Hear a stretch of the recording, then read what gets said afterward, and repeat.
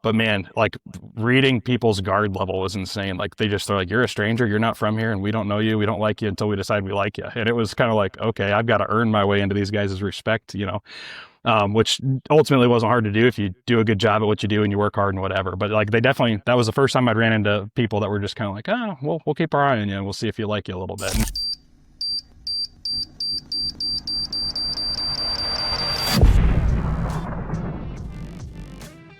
Overpressure refers to the sudden increase in pressure above the surroundings caused by the wave generated when something explodes. It propagates outward from the origin, capable of causing impact, momentum, or disruption, depending on its intensity and distance. It is a critical factor in assessing the effects of a mission. Welcome to the Overpressure podcast, where we dive into the explosive world of business for entrepreneurs who are vets or veteran entrepreneurs. Hey everyone, welcome to the Overpressure podcast. Today we have Aaron Stonehocker on, outdoor enthusiast coming to us out of Rockville, Maryland. And this guy has a lot going on, has multiple brands, and is bringing that information on specifically the Praying and Slaying podcast. Hope you guys enjoy this podcast of the Overpressure podcast. All right. Hello again, everybody. We have Aaron on today and excited to talk about everything outdoors and experiences on the business side as well, because he's had some cool stuff there. So Aaron, what led you into the world of being outdoors? Man, it's always been kind of ingrained in me from a real young age.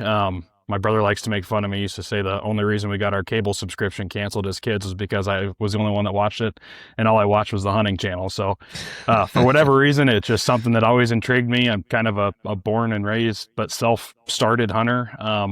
So that got me into the outdoors. And then, I grew up, joined the Air Force, came back, and I had a buddy of mine that was in the Air Force with me as a fellow weapons loader, who was like working in the magazine world, and he'd started doing some publication stuff, and he had a random article in this hunting magazine that he was working for that didn't get filled. And he said, hey man, like you're a hunter, like you want to write an article about some stuff that you know about? And so for me at the time, I'd been kicking around this idea of what is now Light the Fire Outdoors. It's an actual business.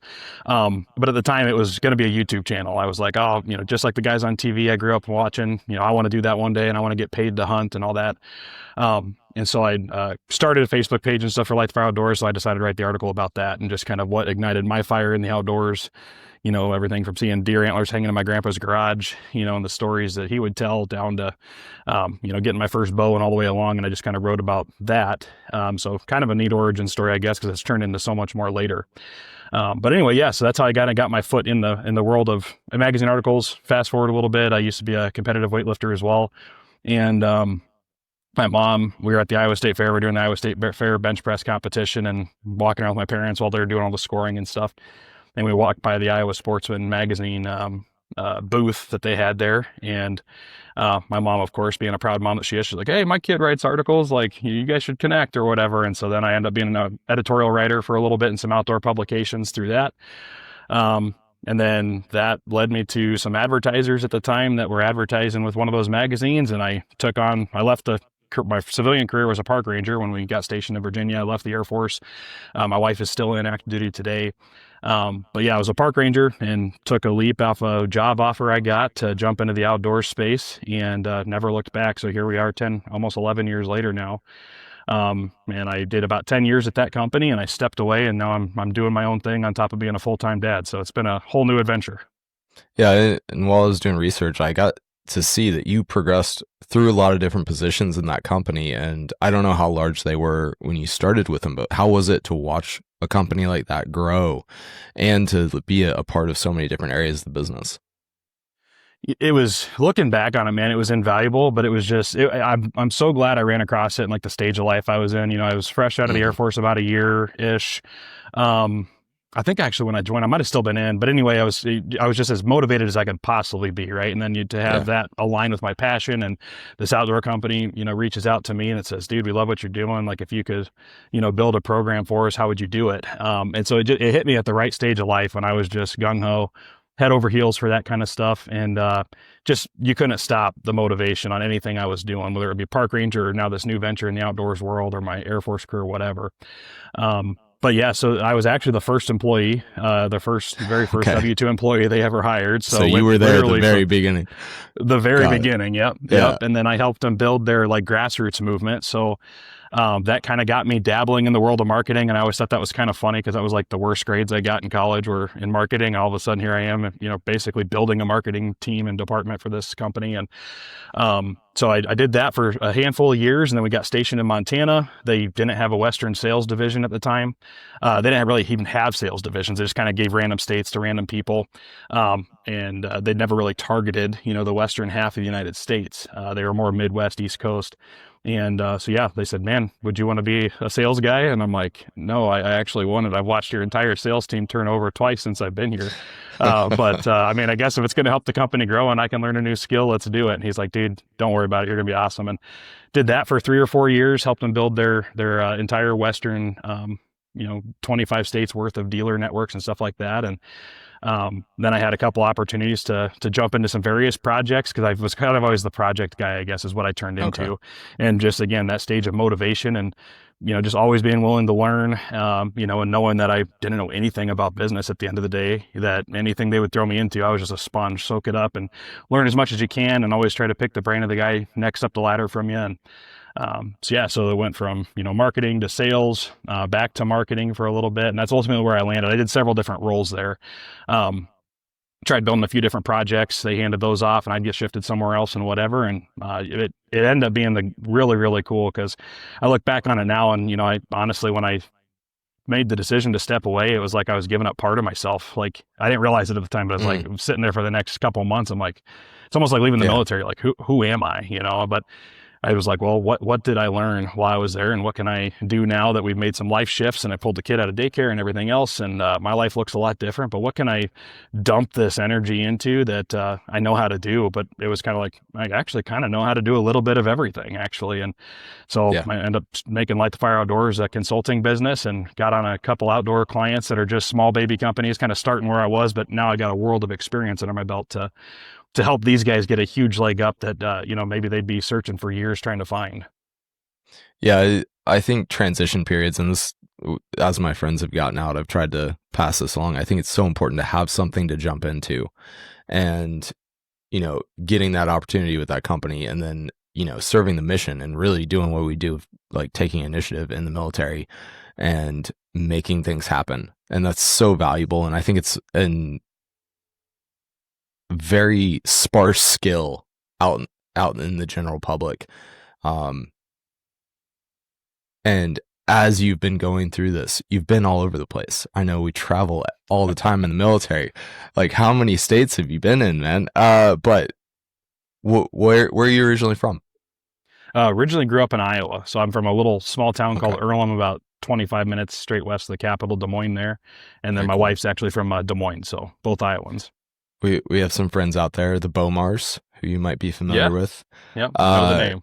Yeah, they're incredible people, but they actually moved out to Iowa. But you're in Maryland now, correct?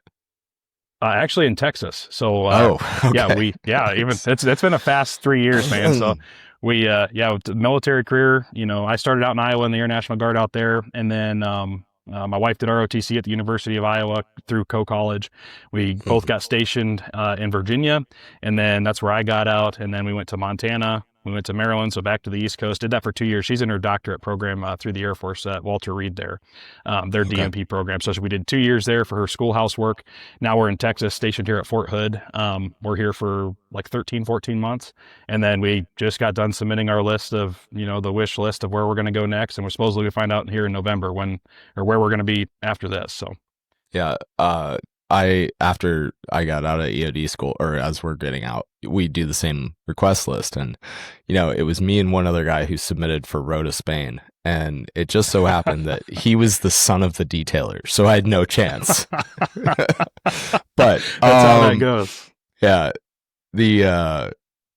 I think we gain a lot of valuable experience seeing more of the world, more of the US. How have you applied that to what you're doing now? Both with the podcast and your consulting business? Yeah, man. Uh,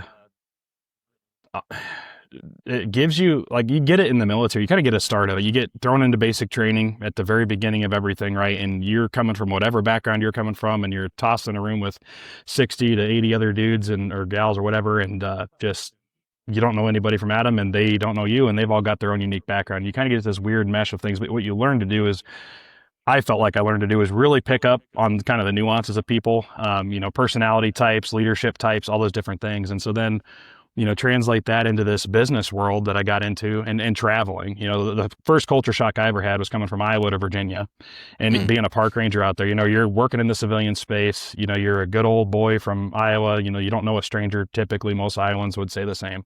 But man, like, reading people's guard level was insane. Like, they're like, you're a stranger, you're not from here, and we don't know you. We don't like you until we decide we like you. And it was kind of like, okay, I've got to earn my way into these guys' respect, which ultimately wasn't hard to do if you do a good job at what you do and you work hard and whatever. But like, that was the first time I'd ran into people that were just kind of like, oh, we'll keep our eye on you and we'll see if you like you a little bit. And kind of like the Air Force thing, through basic. And then jumping into that outdoors company, it was like, what the coolest part for me was building that grassroots program first, because I was tasked with building this program that was supposed to span 50 states. And I learned really quick, like, if I get on the horn with somebody from, especially the New England states, they're a category of their own, in my own opinion. But like, you get someone from the New England states compared to someone from Montana, compared to someone from Texas, compared to someone from Iowa, dude, your brain has to shift into a whole different gear to know, okay, I'm about to walk into this type of conversation, and I'll figure out the details when I get there. And I just think that it taught me to navigate personalities a lot, and it's still teaching me that. Here in Texas, people are way different than what they were even in Maryland. Texas So is it's its own just, place. it is. It's its own. Yeah, it's its own. It should be its own country down here. It's kind of nuts, but yeah, it's insane. I mean, even something as simple as, like, you go from the East Coast again in Maryland, just heavy traffic. We're in the DC area, so traffic's a nightmare all the time. People generally kind of stick to themselves unless it's your little neighborhood or whatever. Um, Even getting somebody, I have a habit, I always wave at people, and now it's kind of a joke because I just do it to see if they'll wave back, but Not most of in them don't DC. in Maryland, not in Yeah. DC, no. And you come down here to Texas, dude, my wife, about her jaw about hit the floor, because the first gas station we stopped at when we crossed the border, a guy opened the door for us, and she was like, "Oh my God, are you kidding me right now? Like, we're not in Maryland anymore." So Yeah. but yeah, just navigating different people, man, and the cultures. It's all the U.S., but it's every place has its own personality, and the people come along with it. And um, yeah, it's being able to navigate different personalities, and then I guess jump into the sales side, man. That was the same thing. If I was making phone calls, I always loved the fact that I had the Western states, because that's Yeah. way easier personalities to navigate west of the Mississippi than sometimes it can be the other direction. I'm not saying there's not good or bad people everywhere, but it just seemed like, generally speaking, Uh, the further I'm west from you go, it seems. Go ahead. I'm from Florida. Like, you got to deal with Florida man down there, and that's a personality. Yeah, Um, for sure. so what are you working on now? Obviously, you're think I heard you have some consultant clients now. What are you doing to grow? Yeah. Yeah, man. So I wanted to start small intentionally, and again, just through a connection I made, through the outdoors world. I just kind of had this guy on the back burner one time, and had a random conversation one day with him about totally something unrelated. I can't remember how we got connected, but anyway, he was like, "Dude, we started this small company, and I'd love to just sit down and pick your brain one day. I'd pay you for it, man, if you can." I'm like, "Dude, you don't have to pay me. Like, and I'm." Whatever, for open book, dude. Ask me any questions you want to. And we just never got a chance to have that conversation. And I was driving down the road one day, again, kind of in that lost world of separating from something that was a huge part of my identity for a long time. And just hit me like a lightning bolt. I need to call Corey. And anyway, I picked up the phone, and he was like, "Dude, you couldn't have called at a better time. We'd love to have you, help us out." And I just told him, I said, "Look, the way I see what you're doing," he explained to me how his business is running. And it was a lot of just pay out, put dollars, and kind of hope it works, right? And I was like, well, Right. you could really do, based off my experience, let's sink our teeth into this grassroots side of things, because your product fits. I already had it. I already knew what his product was, and I just kind of had a vision for it already. But I just wanted to sink his teeth into the grassroots side of things. I mean, you could spend a fraction of the money and get 4 times the output, and you control the output that comes for, the return that comes from that.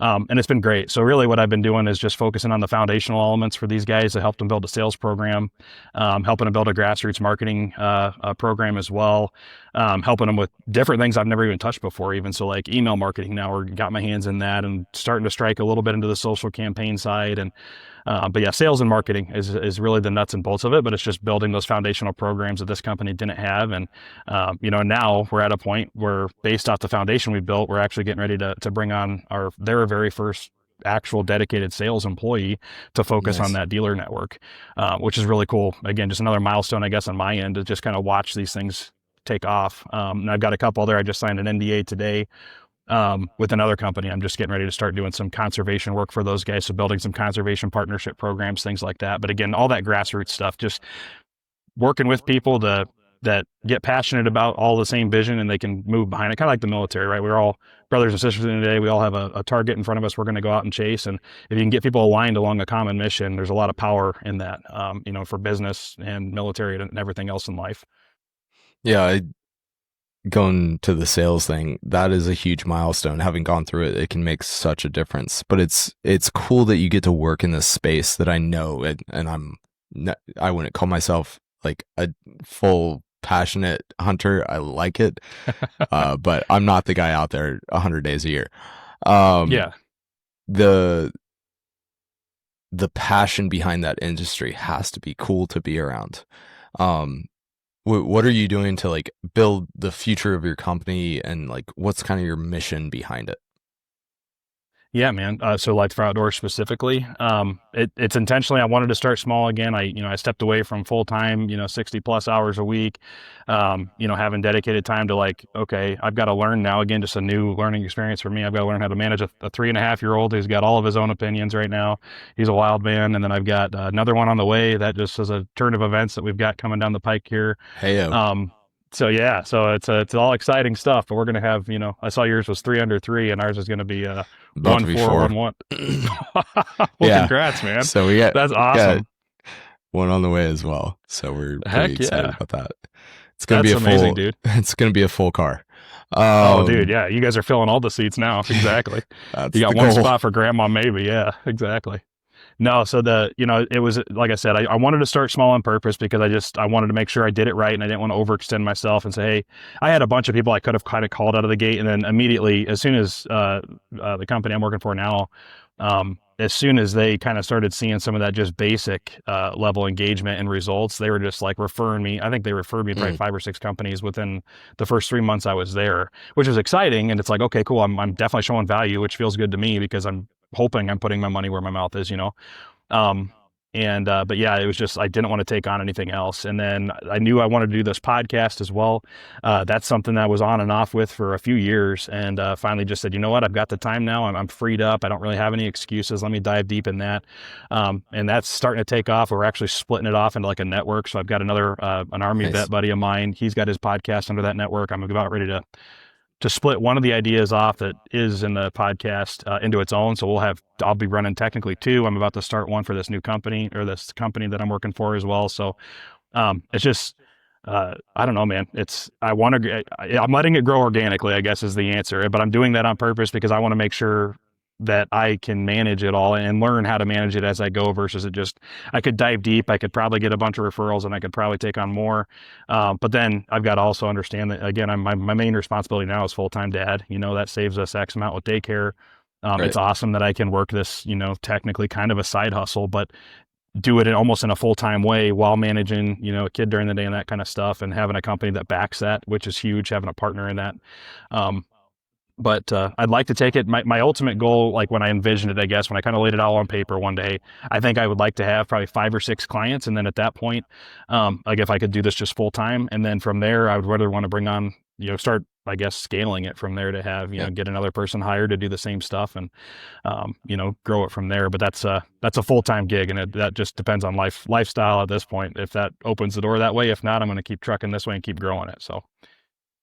Yeah, there's so many lessons to learn in those first couple years, and we can apply all of our previous experience. Like I got to apply the systems that I learned in the military to our business, but like that only takes it so far. You have to go through the process of how do I find people to help with this mission? How do I make sure that everything's written down, that I have a plan? And then, okay, I think the easier part for us is going and executing it. How do I hand off that execution to somebody else? It's a massive step. But I think you're going about it the right way. And the fact that you're getting referrals speaks volumes. And if you can grow a business purely by referral, you win. That's the short version. But, growing a business requires you to handle a lot of pressure. Being in the military is one of the most stressful jobs, apparently. And how do you handle that pressure as you come through these situations and moving around the country and having kids to worry about? Yeah, dude. The way I feel like handling pressure is just you got to take care of yourself first. That's the long and short of it. I feel like, and sounds like an easy answer, I guess, but that was the lesson I had to learn. Actually, the hardest lesson I had to learn was that I didn't realize at the time, but I kind of come out of the military and I did really well down there, and just under pressure, I kind of realized a lot about myself, and I ended up in some leadership roles and got some awards at things easy as basic training. And then in my job, I got a couple awards there, and it was just one of those things. I kind of realized I thrive under pressure, but I think what the ultimate thing was is it just brings me back, or brought me back, to who Aaron is. And I've just got to own this and be the best possible version of myself that I can be, and the rest kind of just stacks on. And moving into this outdoors world, like I said, it kind of was almost like a dream come true in a way. And over that 10 years, it was just like I didn't realize how much of myself I'd actually given up, and my identity was more tied to like Aaron from XYZ company than it was like I'm Aaron. Right. I work at this company as my job, and then I am this like whole other person over here. And so I think the pressure side, I don't know, you exit out, I guess, if you're not allowed to, or we're not allowed to say it, but like honestly doing something like 75 hard for me was huge. Like that's in our job application. Is it? Okay, yeah. Perfect. Even You're better. Good. Dude, I found that through a friend of my wife's, actually. She was doing it up in Montana. And so it kind of sat in the back of my mind. We get to Maryland, and I'm just having like kind of two of the like really stressful years, and then it kind of like eased out because we had some shifts up in my leadership at that company, which was for the good. I had some really good leaders come in, and about the time they got really rolling and we got a system moving, they left. And so my road kind of came crashing down again. And it's just like, good grief, dude. Like I just kept feeling like I was shouldering all this stuff, and I'm like, I'm going to crush one day and I can't figure this out. And drinking more than I needed to, and again, just not really realizing how regular a part of my life that had been every night, and different things like that. And anyway, found 75 hard. I'm like, you know what, I'm just going to do this and see what happens. And by the end of like day 40, I was like, holy crap, dude. Like I could walk into a room different. And it was just, I think it was just more of getting that confidence back, but more of, to your kind of what you said earlier about doing the business, is laying out a plan on paper, and in this case, having one laid out for you, and then executing on that mission every day. And just the sheer execution of something that you did for yourself. You're not doing it for anybody else. You're not doing it for a company. You're not doing it for your spouse or whatever. It's like, it's truly just about you, and the rest of the stuff's going to get added to you later. And then it dawned on me. So I think I made it through 75 hard the first time. It was either right after the first time or maybe after I was getting ready to do or did one of the 30-day sessions after the initial 75. I had a business meeting up in Montana. They flew a bunch of us out, and there was a marketing meeting. And one of the guys literally, like, we ended up going on this like camaraderie boat tour thing after the meetings. And one of the dudes said, dude, can I ask you a question? And I was like, and he was new to the company. I said, yeah, man, what's up? And he goes, like, where do you get all your confidence from? And I'm like, it's kind of a weird question, but what are you talking about? He's like, dude, when you like walk into a room, like you can just feel that you're there. And I'm like, well, first of all, that makes me feel amazing. But second, it's like the mustache. Yeah, well, hey, that's a whole other thing. I mean, you see the logo up here. It's yeah, but yeah, it's the best name for a podcast I've seen in a long time. Praying and Slaying. The Praying and Slaying podcast. Yeah, man. Love it. And but the confidence, I think, just came from, again, I regained a part of myself of just, okay, I'm more confident now because I feel more fit. I haven't drank, and cutting alcohol, dude, I was like, holy crap. I didn't realize how much better you feel just cutting something out that you think makes you feel good. It's kind of insane. But anyway, yeah, just do something for yourself and take care of yourself the best you can. And that's going to help you weather so many storms that you just want to believe. And I think it truly takes just, I'm a 100% advocate of 75 hard in the whole program. I think it just gives you a plan that's only about taking care of yourself every single day, and you just walk the walk, and you do get mentally tough. I knew that I could handle different pressures at work better. Harder conversations became way easier for me. You kind of, I don't know, your BS meter changes a little bit, or, you know, you don't feel like you got to cave to people as much, or so I don't know what it is, Yeah. but you can just have a harder conversation easier. And yeah, things that and where I really noticed it was things that would normally stress me out just really weren't stressing me that much. And I was like, okay, this is working. And so now every year I've been trying to do it since. So I think I'm on number 3 this time. Yeah. Yeah, I would say something like that, man. Take care of yourself. Yeah, I out of the 7, 8, 9, 10, however many times I've tried, I've finished it twice. And Yeah. I actually just failed I don't know, like a month ago. And it's always the picture for me. Like Yeah.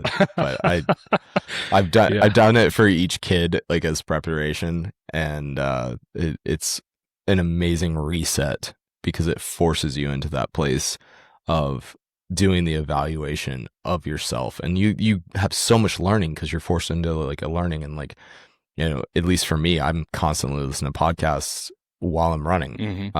Yeah. Oh yeah. And but it when you I don't know if you actually sat down, but when you were doing that self-evaluation, like, how did you do that? What tools helped you to really make that change? Like before I started 75 hard, or Yeah, you were talking about how uh you know, you sat down and looked at, you know, who does Aaron want to be? oh, gotcha. Yeah. Yeah. Yeah. Yeah, man. I don't know if the 75 hard helped because I kind of had a baseline, you know, it gave me at Hmm. least something to work with, but, trying to reevaluate, like, who does Aaron want to be? Who is Aaron? Like, and I mean, to be flat honest, like I kind of went through I left the company on, I would say, good terms in general, but I was just so frustrated with how things were going. And it was just like, you know what? Okay, I'm ready to just make a change for myself. Knew I needed to for myself. I just really wasn't in the healthiest situation, and mentally, and all the stress and everything else. Um, so a lot of it came from like overcoming a lot of anger. That was something I really had to just take time, and that truly took Hmm. time. I was telling my wife just even the other day, you know, it was one of those things that like, I remember I had a mentor who said, dude, give it, I mean, I'll be honest with you, you're going to be about a year before you feel right, you know, after something like that. He's been through the same thing with some other companies before and whatever. And I was like, okay. And he wasn't joking, dude. About 10, 11 months is when I kind of started feeling like, okay, my head's on a little bit straighter. So I just make sure you have space. Give yourself the space to do it. I love that I had something to immediately kind of jump into and dump my energy into, because again, I'm an executor. I want to put plans together. I want to do projects. I want to do these things. So the consulting outlet gave me a place to put that, and that was healthy for me too. Is just to have a place to dump that energy into a positive outlet. And then, you know, as far as everything else, you know, the whole reset of like when you just hit that point of, you know, I don't even know who I am anymore. You know, for me, diving into the Bible and then spending some intentional time to work on my spirit, because that was another thing. And when you have your Hmm. identity tied to something else so much, whether it be military or whether it be this job or whatever it is, your career, it's really easy to lose sight of that part of your life. And there was a lot of powerful moments that came through for me, just doing that, getting up at the 4 a.m., which is something I'd forced myself to do finally. And I'd never been able to do that, never been able to be that guy. And I'm like, I'm going to be that guy now. Force myself to 4 a.m. runs and weights and everything else. And I'd have more times that I just have these like mental breakthroughs in that early time. It's just me. The whole house is asleep, but I'm only there, like I said, usually listening to some podcast or something. But then I had a routine of working out, and I read my Bible and then do a couple things in the Bible app, just to get my head in that space and make sure I'm doing my part to put my, I guess, my time and dedicate some of my time to that, where I Yeah. hadn't in a long time. And so that helped out a lot. I had a lot of just mental like revelations that happened, things for this new business, and some of these podcast ideas came from that. But also just like that mental space of getting reminded of who you are as you were created to be, more so than you know, what you want to achieve in this life or even anything like that, because it's really easy to get sucked back into those spaces, or what do I want to turn this business into, how fast and huge do I want to grow this, or how much money can I make. You know, it's more about just getting right with yourself. And I think the time, having a positive outlet to dump some of your negative energy in a positive way too, or you know, whatever built up energy you have, and then also just take some time to, whether you know, if you know God and that's your thing, spend time doing that, just get quiet, have a dedicated space and time for it to let yourself just get back to, your creation side. And then if it's not your thing, get up at 4 a.m. and give yourself just some sheer quiet time. Go on a walk without a podcast on. That's another thing, man. Just, it's like I'm a huge podcast guy, but there's times during the week where I just realize, like, between the 3-year-old and podcasts and phone calls and work and family stuff, you're just like, I don't remember the last time. I just remember it being quiet. And so I'll make sure I don't bring my phone on a walk or something, just to make sure I'm listening to the sounds of the wind blowing or the birds. And when I'm hunting, obviously that's an outlet, but again, with a 3-year-old, the hunting is pretty limited. So it's a new world for me, but usually I get some of it during hunting season, but now it's, we're waiting on him to get a little older, I think, to get back in that space. I think finding that peace is so important.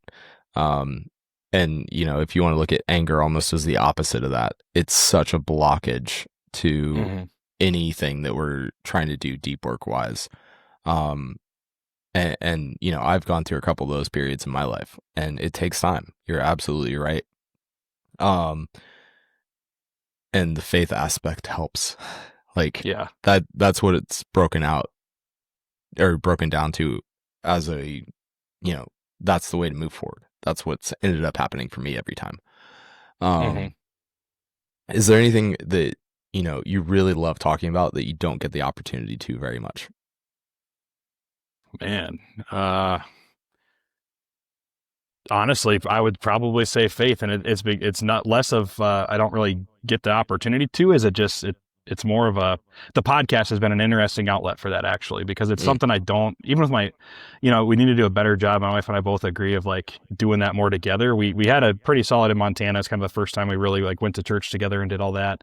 And that was really good, really positive for our relationship, and just getting to see the coolest backstory, I guess, of everything was, like, watching my wife come into faith, through our very early relationship, and then just watching that grow. And there's been so many times, man, where she's just been like the light of my life to really remind me about that stuff. And it's like, where'd that come from? Because we don't talk about it a whole lot. I guess we do it. We pray together sometimes.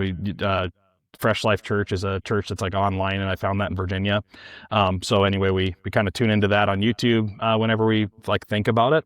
But then this podcast, I was telling a buddy of mine actually the other day, he was complimenting on the fact that, there's a way that we bring faith into that. And I just told him, I said, the coolest part about it, man, is it's all organic. Like, it's like the space was created when I created the podcast, and then we walk in, and I don't put pressure on anybody to talk about it, but most of the episodes in some way, it'll come out, and I like to do a little outro at the end or whatever, but, like, the people just talk about it on their own. So we actually get to have this, like, banner and stuff. And then through that, I've had a lot of, like, buddies that were I call them long lost buddies or whatever, but just they've come into the picture. And again, just having, I think, that peace kind of coming around, and then things just kind of naturally start migrating to you in that way. And so if I would say faith in general, having those kind of conversations. And I think being around like-minded people, having that group and that community, which is kind of ties into the same thing. I want to start talking more about that, whether it be through the podcast or whatever, but being able to find a group of just like-minded people is really hard nowadays, especially with being in a military lifestyle. We're not stationed anywhere really long enough to really develop these hardcore friendships. And if you do, you're, like, split, then, you're clear across the country on other sides of the world. So being able to find a community that, like, travels with you is tough. And that's a conversation I definitely like to talk about more for people. Yeah. We've experienced that because we've moved around quite a bit, and it takes a couple years to even get that foundation of a local relationship. And, we've done a lot in the digital space and really trying to find community. And we found here and there, but it's hard to find. Harvard did an interesting study, and I wish I could remember the other two because they'd probably help. But one of the top 3 indicators of a marriage working was literally just, do they read the Bible together? And that blew my mind. And it's not any other book. It's just, do they read the Bible together on a consistent basis was one of the best predictors of a couple's success. And so I think spending that time together is very powerful. I need to go back and find that study. But yeah, faith is, in everything. I think I saw somewhere on your website about, like, the beauty of the outdoors. One of the lessons I was taught at some point growing up was, like, you can see God's presence by reading his word. You can see it by interacting with others and like the spirit in them. And then his creation. Like it's such a powerful thing, and finding our place in it is so important. Yeah, man, 100%. Faith is definitely something important to talk about. But what else do you think is something important that needs to be talked about more in the world right now? I think I'd probably go back to that community thing, man. Being able to find community. I think we're so lonely in general. Like, we're so isolated, even though we feel so connected. There's just this huge disconnect. And, one of the things, I think, 75 Hard, going through, listening to the podcast and stuff on there, he talks about it a little bit, but like, I started noticing it really like in Virginia. I can't remember what was going on in the world at that time, and that was a long time ago. But like, one of the craziest parts was you'd hear about these things that were going on like in Virginia and different cities and stuff, like crazy riots and racism and blah, blah, blah. And then you go outside and like, everybody's nice to each other. You go to the grocery store and everybody's nice to each other. And then like, we just have such a disconnect sometimes of like, we're constantly being fed this feed, and then it forces emotions on us. And so we either just start developing opinions or whatever, but it really just isolates us in this crazy little world that the algorithm lets us live in. And I think there's a lot of power in just like, whether it's leaving the phone at home literally and going out and, hanging out with the buddies or whatever it is, or just having a general conversation with anybody, like, it brings a little bit more of that humanity back to all of us. And I just think we're all in such a big need of community that we have it all around us, but we just don't know how to go out and seek it anymore. I mean, even like I'll, traveling around DC, I would intentionally, for safety reasons and other things, especially traveling with the little guy, if we're on the metro, like, I'm never on my phone, my eyes are up, you're looking around, you're just whatever, being aware. And it's hard to find someone to make eye contact with, even smile at them. It's like mind-blowingly tough. And it's just, you realize that once you're the one person that kind of puts your phone down and just look around. But everybody on there, though, they feel like they're connected to something. And then, right. There's studies I've heard about too that are just, the amount of chronic loneliness we have right now is just mind-blowing, and we've never had it in history. So I think finding some kind of physical community you can go out and be a part of is something we all should be talking about, and finding ways to do, and creating communities where we can, and inviting people into those communities to get more people into it. Yeah, sometimes it takes us starting it. One of the most important, or like one of the biggest lessons I learned, I did help with the hurricane last year in North Carolina, and I was on the ground. I got to see what was happening. And, both sides had their news opinions out there. And even our organization was putting out its own opinion, but none of those four lined up really. And I think that's the story is never accurate. And so when you go on the ground and you actually live it, that's reality. Right. And I do think that we're being told a story. And, some of that's intentional, but I think a lot of it's just people are inaccurate. But where can people find out more about your story, more about your podcast, more about your company? Yeah, man. So our website is lightthefireoutdoors.com. It's a lot of letters, but I trust you'll get to a good place. Our podcast is called the Praying and Slaying Podcast. So it's everything. Our whole mission behind Light the Fire Outdoors is to give back to veterans and conservation and the outdoors community. But I want to get kind of into more community building, I think, with that. But anyway, so we have a 10% fund. So anything we make, or any, if there's merch or whatever on there, we give 10% of that back to veterans support projects and conservation support projects wherever we're stationed. So that's kind of fun to find those projects and build them, or give back to them, or whatever we end up doing there. But yeah, lightthefireoutdoors.com is where you can find everything there, and Praying and Slaying podcasts, pretty much wherever podcasts are found. Love it. Thank you, Aaron. And it was a pleasure having you on. See you, man. Yeah, man. Absolutely. Thanks for the conversation. We'll see you.